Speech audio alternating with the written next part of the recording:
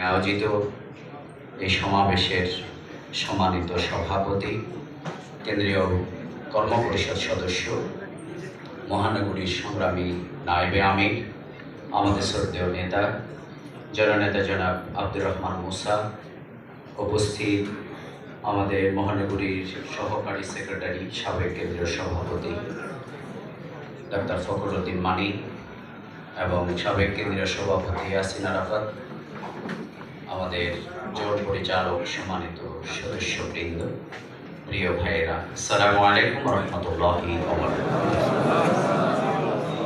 আমরা আজ থেকে 2 মাস আগেও এইরকম একটি প্রোগ্রামের কল্পনা আমরা কেউ করতে পারিনি।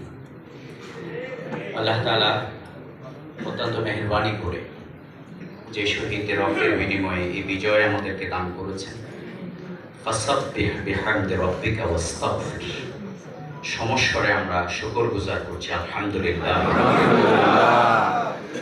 আমরা যে জায়গায় বসে এই সম্মেলন করছি, এর পাশে অসংখ্য শহীদের বাড়ি আছে, এখানে অনেক গড় আছে যাদের সন্তানেরা শহীদ হয়েছে 10 নম্বরে, 2 নম্বরে।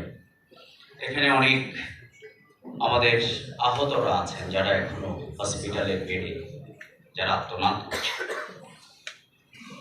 আমরা আজও আমাদের সেই শহীদদের পরিবারে যখন আমরা যাই, আমরা গত কয়েকদিন আগে গিয়েছিলাম আমাদের সেই